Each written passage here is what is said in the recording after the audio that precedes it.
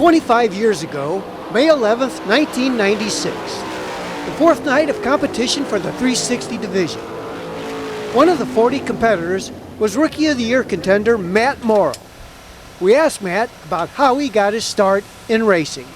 I've watched my dad race since I was a little kid around go-kart tracks and everything, and we started racing go-karts about 4 years ago, and then my dad got in the sprint cars. Same year I started the go-karts, and then this year we decided to try and start off in the limited class. This is probably our sixth night in the car, and we've been going pretty good so far. Had a little bit of bad luck last week. Matt accomplished something his first night that few have done. In his first race ever at Knoxville, he won. Started off on front row of the first heat race and got off to the lead and stayed out there the whole way and won the first heat race at Knoxville. And that was only the second time in the car, so we were all pretty happy about that. There's nothing like racing a sprint car. Go-kart skills has nothing to do with sprint car. You'd probably be better off if you never drove anything before and getting in one of these. Matt's dad, Tony, who spent 2 years in the 360 class and was in his second year of wheeling a 410, talked about Matt's early goings. You know, he's doing a great job. I remember it wasn't that long ago that I started this whole deal, and it was awful tough going, and he's doing a heck of a job. He's having a little problems here and there, but that's going to be expected. We're behind him 100%, and as long as he keeps up the progress like he's been, he'll be a contender someday, real soon, hopefully. Tony's thoughts of Matt's first win in his first try. None of us could believe it, We told him just go out there and stay smooth, go as fast as you feel comfortable going, and absolutely no faster than that. Don't run it on the ragged edge, if there is such a thing in these cars, and just go around the track and get some laps, and we'll put it in the trailer, hopefully in one piece, and as long as it isn't tore up too bad, we'll get it back out the next week, and we'll keep doing this until everybody feels real comfortable and it'll work. He's found out that it's a lot harder to do than what he really thought it was going to be, but it's still. I mean, he impresses me every week. I can't believe that he's getting around there as well as he is. Like I said, he's had a problem here and there, but for the most part, he's going straight, and I think he's starting to maybe gain the respect of some of the other drivers. Tony was asked, how hard is it to watch your son fly around the fast half mile?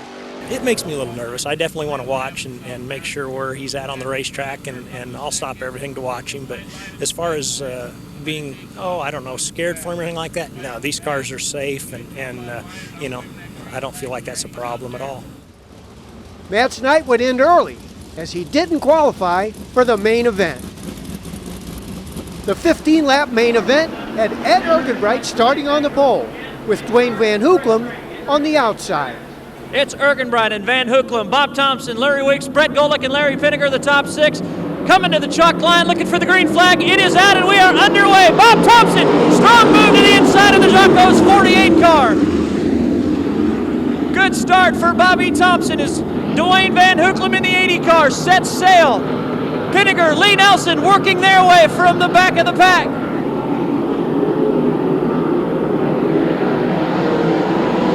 Dwayne Van Hooklam will lead lap one. Bobby Thompson runs second, followed by Larry Weeks and Larry Pinegar. Circle circuit number 3, as Weeks and Thompson battled for second, Pinegar would bobble off turn 4 and lose 3 spots. Your battle for second, side by side off of turn 4. Pinegar squarely off of turn 4, drops back. Now it's Randy Martin, passing Larry Weeks, passing Bobby Thompson. Randy Martin now running in the number 2 spot in the number 14 car. 2 circles later, the 11L zooms to the 3rd spot. Lee Nelson now to the inside of Bobby Thompson. The Godfather's car number 26 runs third, but here comes Larry Pinegar. Pinegar passing Bob Thompson down to the inside of the 26. Larry Pinegar on a mission now runs 3rd.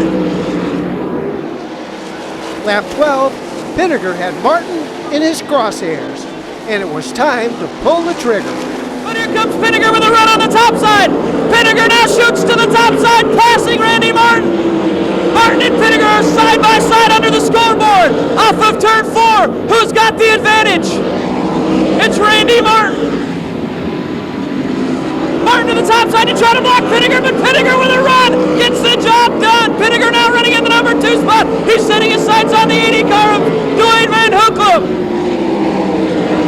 Well, Dwayne Van Hooklam definitely got his hands full. Here comes Martin on the bottom side too, but Pinegar takes the lead on the top side.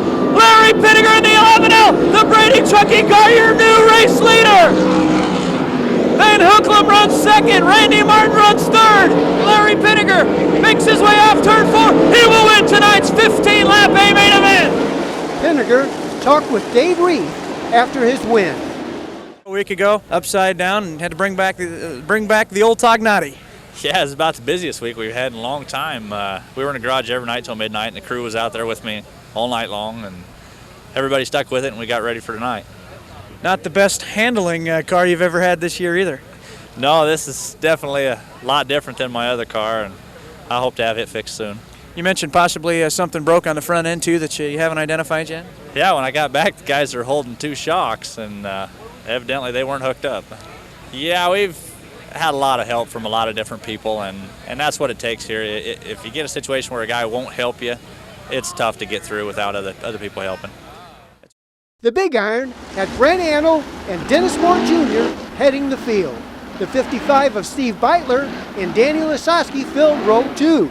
Tony Moro and Terry McCarl were the next 2 in line. 20 cars for 20 laps. Antill and Moore Jr. up front. Green flag, we're underway. Dennis Moore Jr. at Orkin 7 on the high side. That Wallabies bar number 1 of Antill second, right there with him. The Jackpot Junction 5, Danny Lasoski. Lasoski going to the lead. He splits him in turn 3. Lasoski, that CNS Enterprises 5 car out in front. If he picks up the feature win tonight, he will be the new rear feature win. A restart on lap 3 found Moore and Annell battling for the silver. It's Lasoski, Antill, and Dennis Moore Jr. up front. Terry McCall running 4th. Press Steele number 5. Danny Lasoski out in front. At Orkin 7 and Dennis Moore Jr. on the high side. Working on that Habs Racing Engines 1 of Antill. Antill still in the number 2 spot. Now moving into the number 4 spot.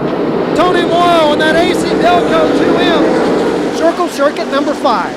Terry McCarl and Skip Jackson are charging to the front. McCarl on the high side moves into the number 5 spot, looking at Dennis Moore Jr. and that American number 7. Your leader out of turn 4, Danny Lasoski. What a race for that number 3 spot. Now McCarl moves into it. Now Brad Gray on 51. Here comes Skip Jackson. What a run off the bottom. Jackson gets by Moore, gets by McCarl for the number 3 spot. That classic Coupe Pearlhave Hall, number 10. All alone down the backstretch. Record-seeking crew feature wins of Danny Lasoski.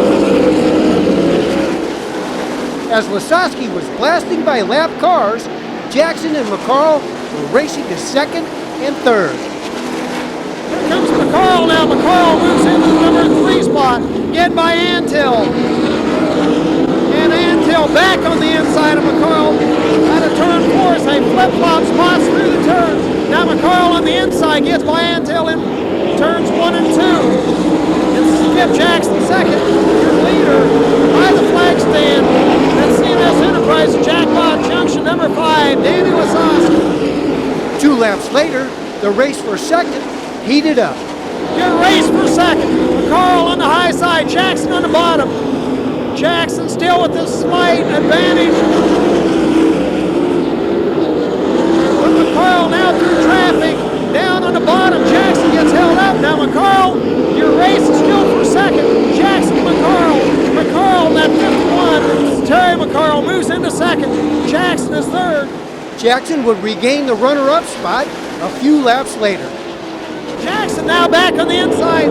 Turn 1 takes 2nd back to McCarl. We got racing all over the track. Here comes your leader by the flag stand. A white flag one more time for Lasoski. Skip Jackson still has the number 2 spot. McCarl runs 3rd. Checker flag's coming. He just broke the career feature win record in a 5. Danny Lasoski running 2nd unofficially.